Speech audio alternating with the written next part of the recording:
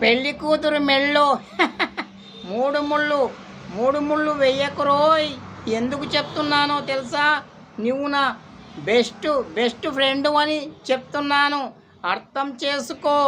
అర్థమవుతుందా? మూడు ముళ్ళు మాత్రం వెయ్యకురోయ్.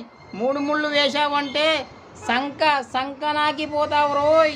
నువ్వు సంకనాకిపోతావు. ఆ తర్వాత లైఫ్ అంతా సున్నా అయిపోతుంది. జీవితాంతం బాధపడాల్సి వస్తుంది రోయ్. అర్థమవుతుందా? ఆ రాబిన్ హుడ్ గాడు పెళ్లి కూతురికి ముద్దు తప్ప అన్ని పనులు అయిపోయాయి రోయ్. అన్ని పనులు చేసేశాడు. ఆ రాబిన్ హుడ్ గాడు పెళ్లి కూతురికి ముద్దు తప్ప అన్ని పనులు చేసేశాడు రోయ్.